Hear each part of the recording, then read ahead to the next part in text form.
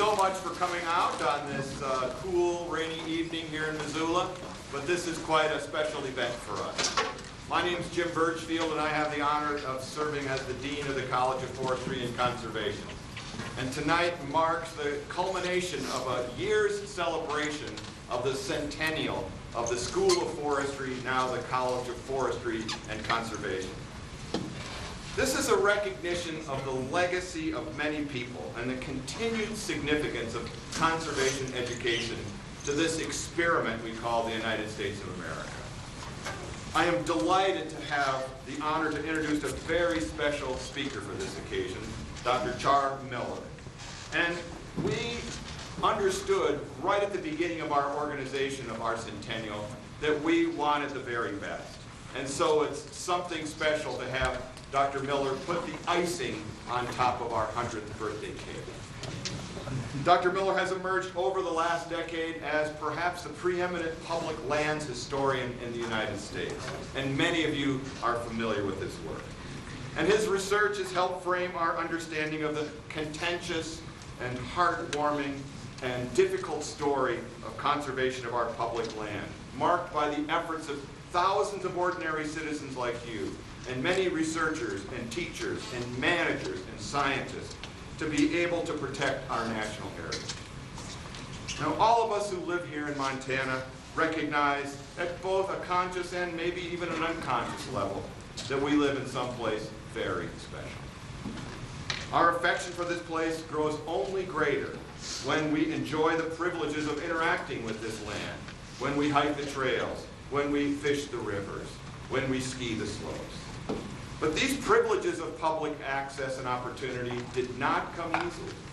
They came on the backs of men and women with foresight and dedication who worked hard over many years to create these opportunities for us to appreciate and utilize our public land. That the University of Montana had a role in this and was able to be part of this unfolding drama, to me is an honor and a prestige that can only be told by a great storyteller. And tonight we have a great storyteller to relate that story. Char is the director of the Environmental Analysis Policy Program at Pomona College and the W.M. Keck Professor of Environmental Analysis. And this spring, he received the Whig Distinguished Professor Award there at the Claremont Colleges. He received his PhD from the Johns Hopkins University, a BA from Pitzer College, and he's the author of multiple books. And I want to say that he'll be around to sign some of these books displayed here at the end of the lecture. We also want to be able to recognize all the people in the College of Forestry and Conservation who helped make all these centennial celebrations possible. You probably saw Kate Jennings and Leanna Shelvin out in front, and both of them were the real workhorses to organize this event and all the other events. I want to thank the faculty and staff of the College of Forestry and Conservation for all their dedication to pull these events together so we could all learn together. And mostly I want to thank the students for coming to the events, for providing their energy, for cooking meals, for being there when we needed them to help draw together alumni and make us recognize what a continuing family we are. Now, Dr. Miller is going to be talking for a little while. We'll have an opportunity for some questions, and then, as I mentioned, a book signing. So please join me in welcoming Dr. Char Miller. Thank you, Joe. Thank you. So, one of the dilemmas of following Jim is I would much prefer to listen to him than to listen to me. So I'm deeply grateful, Jim, for that lovely introduction, to Perry Brown, who was somewhere in the audience, and I promised him I would call on him at some point. There he is, just to embarrass the provost. For bringing me here, Martin Nye also was deeply important, and Leanna Shelvin and Carly McGill in the archives have been absolutely essential to my understanding of some of what I want to convey to you today. In a talk like this, I can't possibly do justice to the college's centennial, or at least its 100 years of life, and so what I've done is actually break this down in a variety of ways. But I first want to talk about centennials themselves very briefly, because they're odd moments in time that are about time. They're odd in the sense that, in fact, it is the present talking about the past as it imagines the past to be, the present as it's thinking about itself at this moment when the centennial happens, and the present imagining what the future might be, because there's only one reason to have a centennial, because you're pivoting in various directions simultaneously. And so it is, truthfully, a pivotal moment for this college, but it's in that respect that I want to talk to you about, that the past, present, and future are all in the same time. It just depends on how we think it through, and that's going to be threaded through the conversation this evening. So one of the ways to think about that, it seems to me, is to think about this building, the first School of Forestry building. A little rough around the edges. It's got this wonderful sort of entryway. But the fact of its existence requires some explanation. The fact that we're celebrating a centennial requires some discussion of why there is even a School of Forestry in 1913, why there's a place now called the College of Forestry and Conservation that survived 100 years. Why did this thing start? What's at the source of this discussion? And so let's walk across these wooden planks into that building, because that opens up the story in a way that I think is really kind of crucial. And the story actually begins in 1909, not 1913, when the president of this institution decided that an event that had taken place in Missoula meant that the curriculum of the college might change. And so you can read his language, but I want to point out two things. One of which he's talking about a profession of forestry before, in fact, there's a profession of forestry. And he's talking about a Forest Service, which sounds like a grand institution with its, one of the great districts, as he calls it, what we now know as a regional office, located in Missoula. But the organization itself is 4 years old. So really, he's anticipating a history that has not yet happened, which is what presidents do, right? That's why we pay them the big dollars to sort of envision a landscape that hasn't been created, and provosts then have to do the work. So part of what we're looking at is aspirational. Not reality, but aspirational. But it's the aspiration that gets really interesting, because in this case it actually worked. And so part of what I want to do is to lay out why I think it worked, and what Dunaway and then in time Dean Skeels and others were doing here in Missoula in the early part of the 20th century as they fantasized about a world that actually we now inhabit. Because that's essentially what they've done. But to do that requires understanding why they existed at all. And so I want to go back to Dunaway's point, and actually let me take it back there. Because the Forest Service is itself an outgrowth of almost a 60-year process thereabouts. A discussion culturally within the United States about what to do with the land that we called the public lands. The public domain is actually the language that the 19th century used. And the language is important because, in effect, what the argument had been until the late 19th century was that all the lands that were federal lands should have been given away, sold, somehow distributed for agriculture to move population west. And the whole point of moving population west, if you remember the Constitution, has something to do with how states become states. And the only way to get the people into Montana is to give them land so that they'll move out here so that we can have a state called Montana. Right? It's a very interesting legal process by which we do this. But it's not until the late 19th century that the question gets called about the land itself. Is it, in fact, the best use of that land to distribute it however we can to individuals and others who will utilize it? And the question was raised because of the Industrial Revolution itself, that enormous machine that was driving our economy, that's been still driving our economy now 130, 140 years long now, that was consuming natural resources at a clip no one had imagined. They couldn't imagine China today, which is okay because we were the China then. The United States was the great consumer of energy, of all natural resources. And one of the central dilemmas that those in the 19th century recognized was that if those natural resources are all consumed, then we will not become the great England that we imagine ourselves to become. That this was the mechanism by which they started to call the question on this transfer of resources out of federal control, out of federal ownership, and into private hands or into corporate hands. The Forest Service is a direct result of those conversations.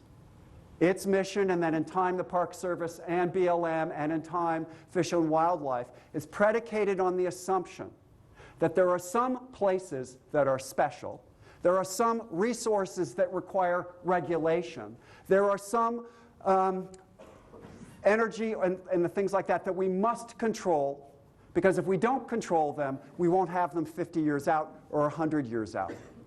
So that the notion that we're celebrating a centennial today about a college of forestry and conservation in Missoula is predicated on the presumptions that people made 120, 130 years ago about why we needed to study this thing called forestry when there were no foresters in the United States.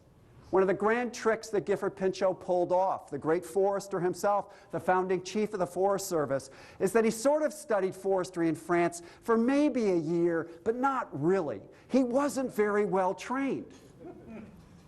So he has the temerity to come back and say, we're going to create a profession in which I have a shingle and I can put out this certification. And he convinced people that it was accurate and right and just to do, because the argument they presumed was right, accurate, and just. That the way to ensure that the 20th century's future would be as rich as the 19th's was to think about a new way of organizing land and the resources that were embedded in that land. It's a brilliant way by which to think about why I think Dunaway is absolutely right. But he doesn't know he's right. He's hoping he's right.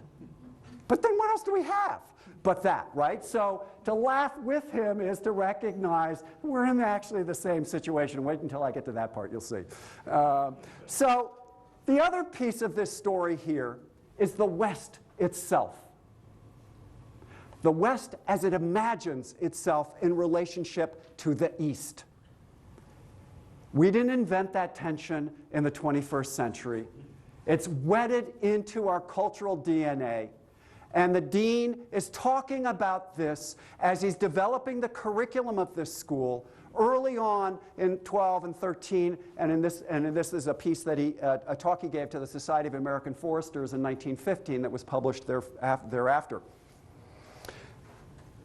You can read his words, but essentially what he's arguing is that the only place where forestry, this new profession, can actually take root is in the land where there are forests. What he doesn't say, but what he means, is that places like Yale, that Gifford Pinchot had founded, places like Biltmore Forest School that C.A. Schenck founded in Biltmore, North Carolina, and places like Cornell, which Bernard Fernau, another great forester of the 19th century, founded in the late 19th century as well, that those places don't matter. This is the place that matters, because this is where the wood is. And so his analogy is that where there are agricultural schools, there is agriculture. Where there are mining schools, and that's what the ellipses is, I figured one analogy works well. Where there are mining schools, there are mines. And where's there forestry school, there must be forests. Well, the East doesn't have much forest any longer, so he's already winning his argument as he has set it up, which is a clever move. But it also tells us something, that the assumption was that the youngest of states, the most distant in some regards from the national centers of power, capitalism, and commerce, were the places where this new profession, this new ideology of management and control of landscapes would emerge. And they're talking about this institution. That it's at this place that's going to be the hotbed of those ideas. It's this place that's going to catalyze that transformation. And it's been embedded in many ways that also are vaguely humorous in this regard. Because Dunaway and Skeels, they don't have any teachers. Because there's no foresters who've yet been trained. So what they do in the ranger school and then early on in the forest school itself is they start pulling in people off of the national forest. So to teach the students the new skills that these students are going to need, at the same time these Forest Service employees are inventing the skills because nobody knows what the skills required are, they're going into the classroom to say, here's the new science, which has not yet been fully tested to be sure, but it's a profession trying to grow. But it's a profession that has its limitations as this sort of roster of instructors would suggest, they're actually not much better trained than their students, which is actually kind of a good thing. They're all learning this process together, but don't miss the fact of invention. They are creating new ideas, they're creating new technologies, they're establishing mechanisms by which to start to think about land in ways that land had not been thought about before. And the tools of this trade, of surveying and mapping and making rational maps of landscapes that no one really understood yet, with no aerial photography, no GIS. I mean, they're walking this stuff. They're inventing a new way of thinking about landscape management. And that's ultimately what was going to set this generation apart and makes it a part of the larger progressive movement of the early part of the 20th century, which was all about efficiency, rational management, and control of resources. The Forest Service becomes sort of the vanguard of this process. These young men who will go into work for the agency thus become the foot soldiers of a new revolution that's emerging, framed around the national forests, framed around this new vision of what the nation itself can be. It's a real great experiment, as Jim said, in the nation, but actually this is the real, to my mind, one of the great experiments of this generation. That's episode number 1. But you have to, at some point, codify what's happened. And the school has done this brilliantly by building a building. A new building, not the ramshackle thing with the wooden stairs, moving into it with forestry spelled across in wood, always cool, nicely done. But it doesn't convey the fact that the profession now is solid. That building does. And I love the fact that that building is next to the old journalism building, so pulp right into paper, newsprint. It's just brilliant. Whoever figured that one out was brilliant. But don't miss the meaning of the building, not just in the icon emblazoned around it, the M with the pine tree and the 2 double-headed axes, which tells you a lot about management and control of resources, as it's supposed to do. But then go inside its front door and walk up those front stairs, and what do you encounter? But a narration that now becomes the storyline for the next 50 years of forestry, not just in Montana, not just on this university's campus, but in fact across the West. And the story begins as this does, and I'm sorry about the sort of color, it didn't quite work out with this PowerPoint, but it starts with native peoples slowly, minimally harvesting landscapes. It begins when Anglos move in, white settlement takes place and brings in domesticated animals that will help them haul out larger logs to build everything that they will encompass, that will include the civilization that they're constructing. It includes the third slide of this threesome, all done in the 1930s with WPA monies, that then talks about the battle over this landscape and who of these users is actually going to dominate this sphere. Is it going to be cattle? Is it going to be sheep? And there's a nice gunplay taking place, though you can't really see it. Somehow they miss one another. They're 10 feet away. Nobody's dying. I don't quite know how that works, but maybe that's a good thing, because in fact, the answer is neither of them is going to dominate. In the end, it's going to be timber that dominates this region. But that's an old story. You have to move through this sort of narrative trope to allow us to see the way in which things developed across time. The second set of slides, and I know it's sort of glaring, I apologize for that, is talking about the new world that's emerging after the fights, after the struggles, after the codification of forestry as a profession and of law and the like. And so you can see the guy with a map. And what do you know about the guy with the map? It's not a rhetorical question. He's a forester. And what does it mean to have paper? He's educated and he's in control. It's like why faculty sometimes wear ties. Same idea. Really, it means I'm the expert, right? Everybody is looking at him. He's got the map, he has the knowledge, and he's about to tell them that their petty fights amongst themselves are now done. because he's in charge and he's going to control and regulate the uses as seems to be fit by this process. And the technologies that will now move in the second of the second series of slides, again in the 1950s, of the engine that is going to actually take this forest apart and move it out into the economy while it absorbs a lot of these board feet itself. The railroad becomes a dominant factor in the management and control and exploitation of the wooded resource here, which is far and away different from cattle and sheep, which is also part of the story, which is why this is the sort of forestry motif.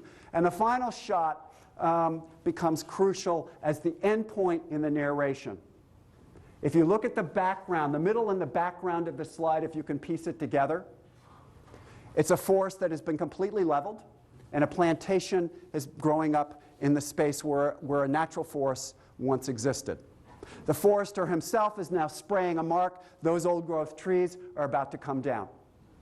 It is the apotheosis in the 1950s of the ultimate expression of management, control, and maybe exploitation, that those old woods are gone and the new woods that we have created are here. And how did we do this? We did it through the curriculum and the study that has taken place at Montana and a lot of other land-grant institutions, where forestry as a profession now is not only accepted within the curriculum, but in fact is driving the management of these landscapes on the ground itself, which sets up quite neatly the transition into the second episode I want to look at, which is this. A photograph from the Bitterroot, one of many of the terraced clear cuts in the 1960s and 1970s, clear cuts that were also taking place in places like the Monongahela National Forest and the like, clear cuts that would have a disruptive impact on the very conception of this image here. There's no debate, no controversy, no public, no discussion, no argument. It just simply happened. Do this, and all of those placid moments have been disrupted. And the debate that erupts around the Bitterroot and the Monongahela in West Virginia is so profound, so provocative, that the very agency that enacted these clear cuts and the very idea of forestry as it was embedded within that organization and in the curriculum of various forest schools now comes under intense scrutiny. Those living in Missoula of a certain age know this story well. But it bears some repetition because of the way in which I think it serves as once a transition and a creative force simultaneously. And the pairing is important. So Arnie Bohl, who was the dean of this school, was urged by Senator Lee Metcalf to examine with a group of forestry colleagues here at Missoula what had taken place in the Bitterroot, to examine that and to assess it and to lay out for him a series of recommendations of what should happen. It is arguably the single most important document written in the middle part of the 20th century, and maybe even in the 20th century, as a document about forestry and management, because it basically tears the cover off of the manual, the use book that the Forest Service had been using. It castigates the agency in language that is about as blunt as you can be. It cannot be more direct in its arguments, and its directness was deliberate. The writers, and particularly Bohle, wanted no doubt in the mind of the reader where the university view of the forest stood. And this university, or those writers at least, had two central complaints. The first of which is that the agency was not pursuing the rule of law in its own management. Congress had argued in 1960 that it, like BLM and other agencies, land management agencies, had multiple use as their mission. It was not simply about timber, it was also about water quality, wildlife, and biodiversity, or what we now call biodiversity, recreational use, and the like. According to Bohle and that report, the agency in the Bitterroot, and so we would find in a lawsuit on the Monongahela, saw only timber as the only use valid and prioritized in this process. It was privileged. That's problem number one. Problem number two, and this is where the second quote becomes really important, is that not only because it was prioritized did timber mean that those who worked on these lands could only pursue timber agendas, but it also meant there was no public conversation about that decision. That's important, and this is a sidebar, because the same debate is occurring in America's cities, not just in rural landscapes like the Bitterroot and the Monongahela, but in New York, in Boston, in Houston, in San Antonio, in Los Angeles, and elsewhere. And it's not about timber, it's about freeways. And where freeways are going to be laid down and whose neighborhoods are they going through. And it turns out that highway departments, like forestry departments, and certainly like the U.S. Forest Service, simply made decisions, and in that case, let the bulldozers fly through black neighborhoods, Hispanic neighborhoods, whoever was poor and wherever land was cheap, they tore through them. No public discussion about what was happening. And the pairing of this is important because it meant that citizens in both arenas, rural and urban, are starting to push back against a government, local, state, and national, that they see as dictatorial, closed off, insulated, and uncaring.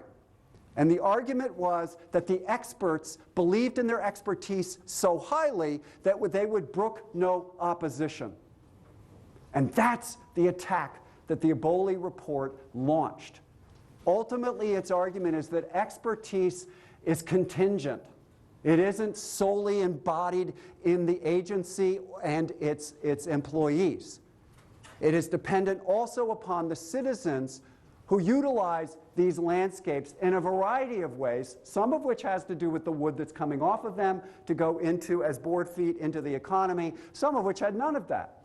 The issue in Monongahela is turkey hunters who went up into the Monongahela mountains out of the hollers and found out that it was all gone. The forest was gone, and when the forest is gone, so is the turkey.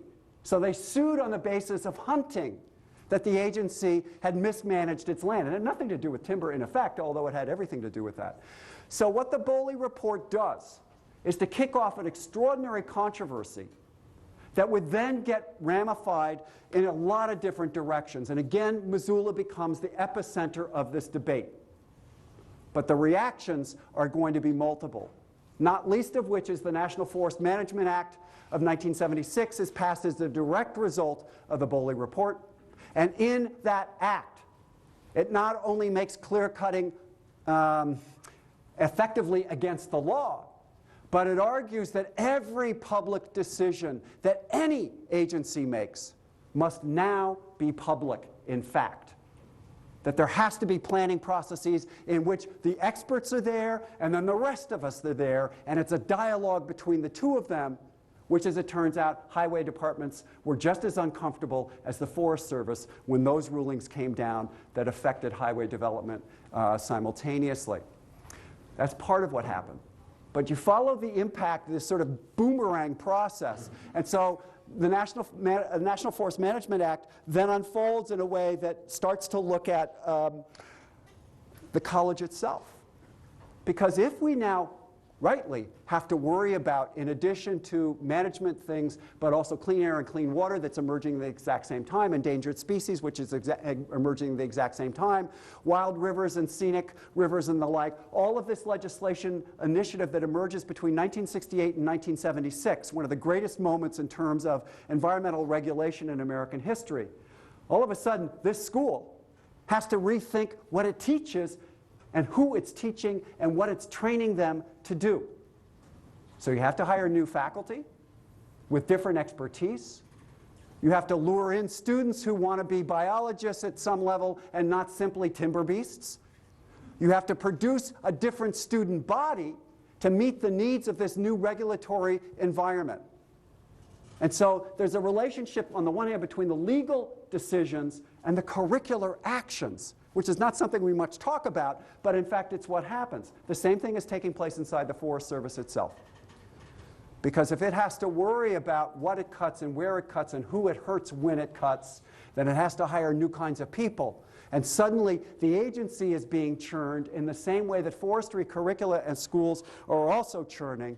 And in many ways, you can watch this unfold in another interesting way in terms of how schools start to rename themselves.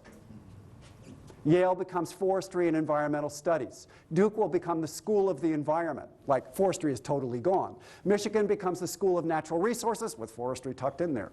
The University of California, Berkeley does the same thing. It's sort of subsumed, and then it gets subsumed again, and then it basically disappears as an educational process. What's interesting to me is that Missoula has maintained forestry, and only in 2003, is that right, made the change in the name.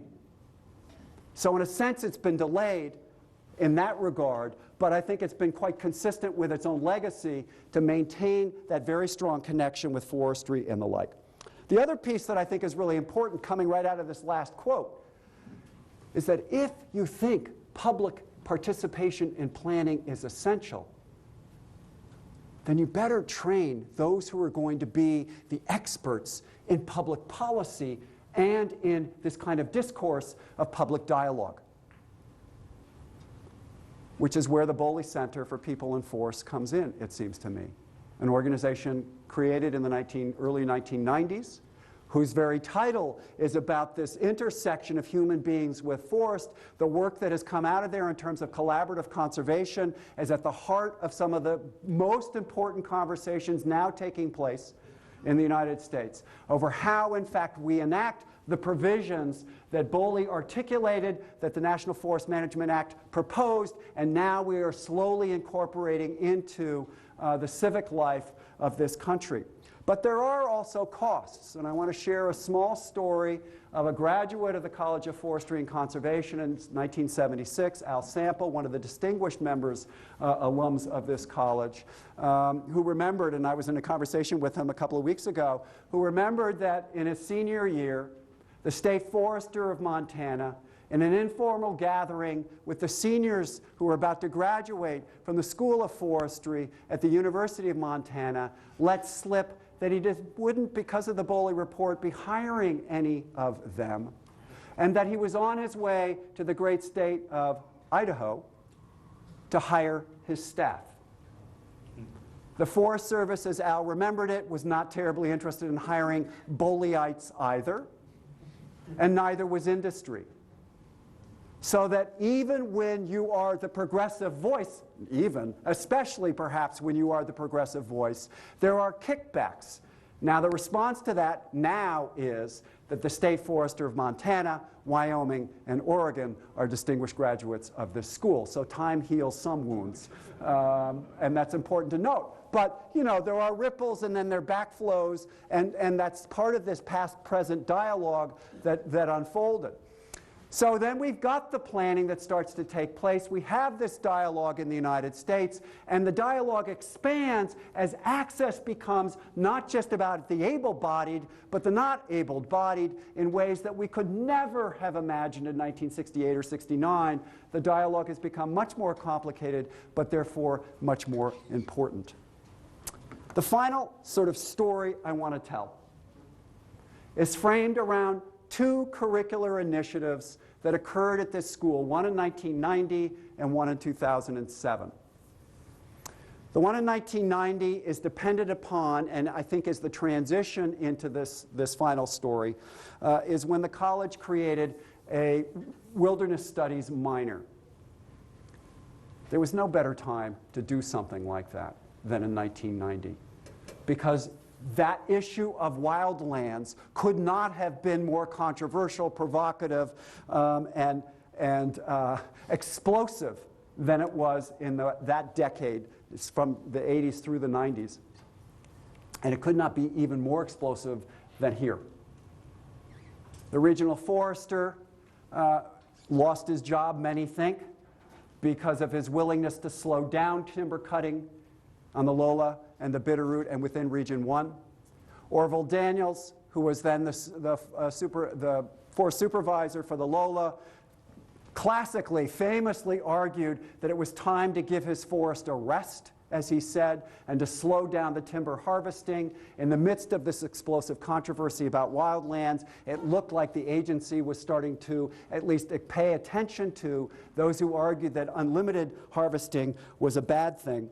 And at the same time, it seems to me that if you link those arguments here in Missoula with the broader discussion in the United States about wilderness, in the midst of a revolt in terms of Congress and the emergence of the Republican Party, the reemergence of the Republican Party under Newt Gingrich, which then starts to accelerate some of the pushback in terms of wilderness, we have one set of stories. And it also turns out that wilderness as a concept within my profession, among historians who study landscapes, that was the moment in which it becomes the language that drove the sort of new stage of environmental history, led by a historian by the name of William Cronin from the University of Wisconsin, who in 1996, 6 years after the wilderness minor is created here, wrote a most provocative paper called The Trouble with Wilderness, in which he argued that there are cultural arguments laid inside of that term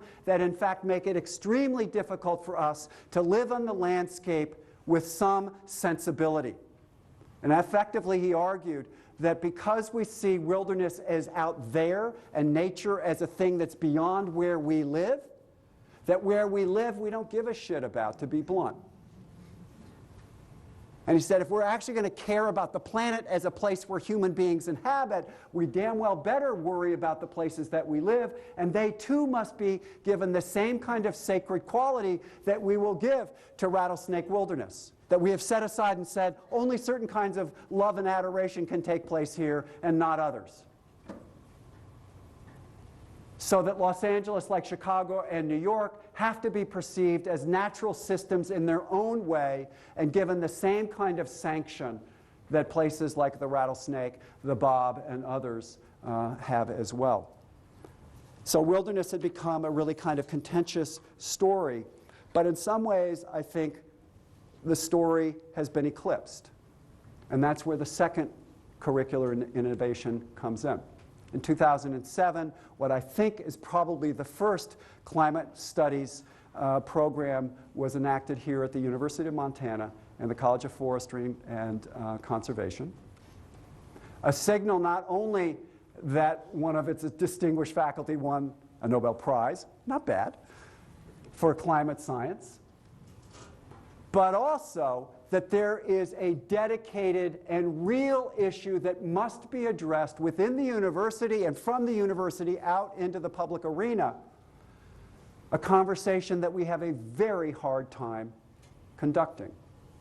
We have as hard a time talking about climate change as often, because I was here often in the 90s and 80s, a harder time as this community had talking about public lands. The dilemma is this conversation is much more important because it is global and not simply local. And those issues, it seems to me, matter enormously because it sets up this conversation, as Perry says in this wonderful quote, that wilderness matters in Montana because it's at the heart of the movement is true. And it's why this school matters greatly. But it's also true that if that's what we focus on, we're missing the bigger picture, it seems to me, that is staring us in the face that we've not been willing to look at. And what we need to start to think about, it seems to me, in this sort of longer cultural conversation is what, in fact, the next century will look like. What are the issues that we already can see the opening acts of, and some we can't imagine? Which is why thinking about those young men who decided to go to Missoula in 1912, 1913, to enter into this school becomes an analog for us because they were thinking about a brave new world, that the dimensions of which they didn't have a clue. It didn't stop them from studying the discipline of forestry as it would emerge. And it seems to me that part of what this college can do, and Dean, I'm happy to give you this charge, and your faculty also, is that if you look at this century of the work that has taken place here, innovative, compelling, argumentative, controversial, provocative, but ultimately democratic with a small d, because that's what the Academy does best, are the exact same things that must now take place in an open, free, and engaged discussion about climate change. And part of the argument is make the climate change studies a major, not a minor, or weave it through absolutely everything that gets taught on this campus as it should, though that will get resistance. And what I think also could and perhaps should happen, and it's happy for me to say what you should do because I'm not here, that's a real easy call. The real thing I think that must happen is a new Bowley report that's every bit as blunt, forceful, and direct, that pays no heed to political pressures that will surely come as a result of the writing of such a report, because someone has to tackle this issue. And I can't imagine a better place for that to happen than in Missoula, or a better college than the College of Forestry and Conservation. You've been doing it for a century. It's time to do it for the new century. Thanks very much.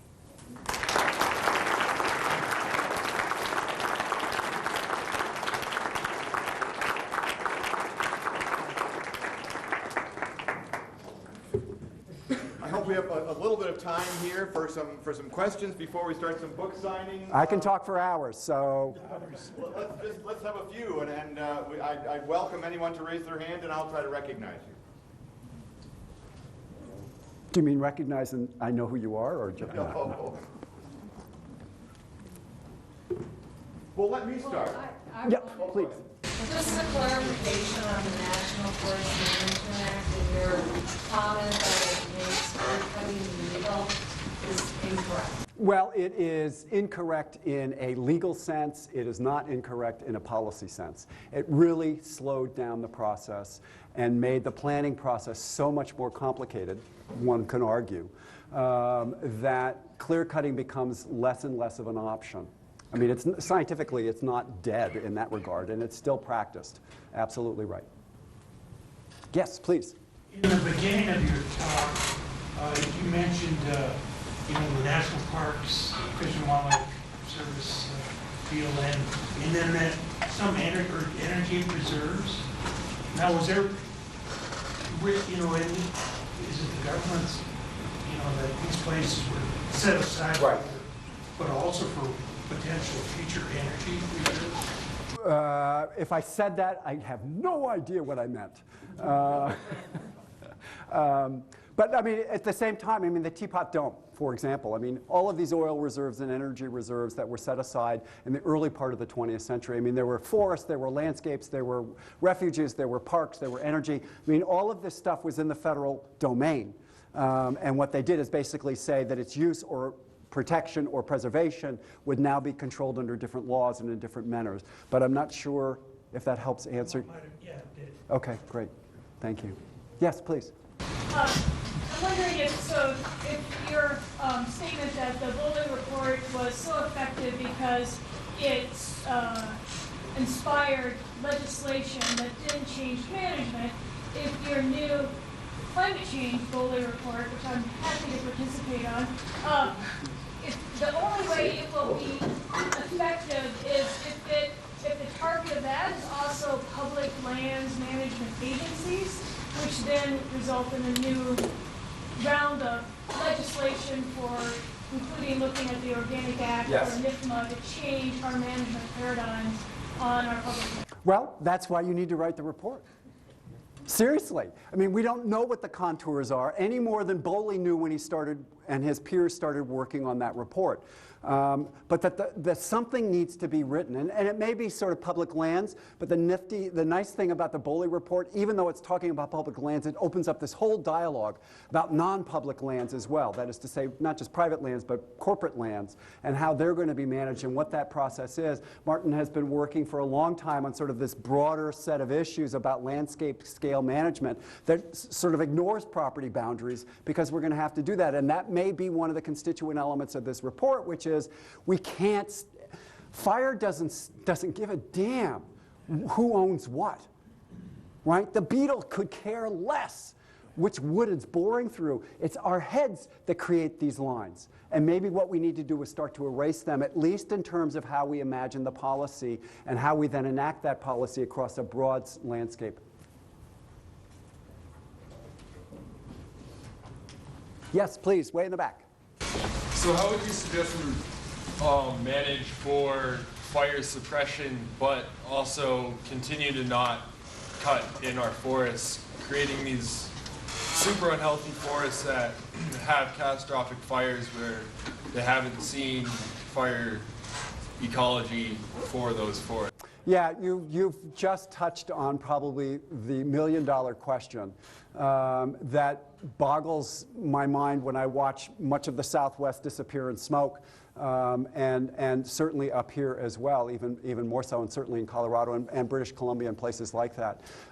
It's a conundrum. And I don't think we've figured out what to do. Obviously, we haven't figured out what to do, because if we had, we would have managed it in a different fashion. I don't think there's an easy answer to it, and I don't want to pretend that I'm a forester and have some clear sense of this. But I think I would argue that conversation has to be part of this other conversation, because part of what's taking place with these massive fires everywhere is conversion of forest into something else. You see it with the rim fire in Yosemite, certainly have seen it with the fires that blew through New Mexico, Arizona, and Southern California over the last decade, that basically what they're doing is they're converting what was chaparral and turning it into what I think of as northern Mexico. I mean, we're watching these ecological transformations take place, and fire is actually the signal that those transformations are occurring. The climate change, however one defines it, is in fact being scored into the ground. Whether we can resolve some of that, so for example with beetle cutting down timber and salvaging what we can, I don't know. The other piece of that is, let's say it either burns or we harvest. What are we going to replant it with? Essential to that argument is what the future is of that land, that whatever the tree species might be needs to be there, because the landscape is changing, the temperature is changing, the precipitation is changing, snow more or less is also changing. It's been really interesting to me to sort of walk around with foresters and arborists in various places who are deeply involved in ecological restoration and ask them what trees they're planting. And their argument is what was there.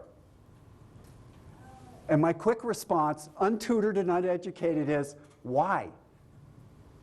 You're at the same time telling me all of this stuff is changing, but you're still putting the same tree here that was here 60 years ago. Surely we've got, I mean, those are all things that are wrapped up in your question, it seems to me, which is how you deal with fire, how you deal with pine bark beetles and the like, and figure out what the ground is going to grow across the next century. And I wish I had that answer, which is why I want the Boley report to come out fairly soon, Boley 2, part 2, because we need something. We need some dialogue about this and some mechanism by which to start to answer that very important question. Yes, please. So looking towards the future of national forest management, I'm wondering how we can be adaptive to things like climate change, a pervasive threat, without the funding that the Forest Service has historically had. Yes. And how do you spur public interest to get more funding? What, I mean, it's kind of a million-dollar question. It is a million-dollar question, and there's a quick answer. You can't. You can't do it without money, and you can't do it without political will. And it doesn't look like we have either at the moment, and they're tied together. If you don't have a public that is supportive, you don't have tax dollars to underwrite that process. And it's a puzzle to me, in part because the conviction was from the 19th century forward that this is commonwealth. This was our common material to build out across this future and indeed across all futures. I mean, that was basically Pinchot's argument. The greatest good for the greatest number in the long run. Well, the long run, he meant the long run.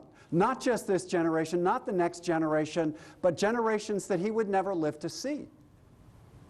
And I think we've lost that piece of it. We're really interested in the greatest good right at this moment when I can have it now, please. And maybe not even please. What we're uninterested in is paying forward so that children, great-grandchildren, great-great-grandchildren have the same access to the resources that we claim access to now. And rebuilding that kind of commitment strikes me as one of the essential political building blocks that would answer your second question, or really your question, like how do you do this without money? You don't. You can't. You can do a lot without money, but you can't do everything.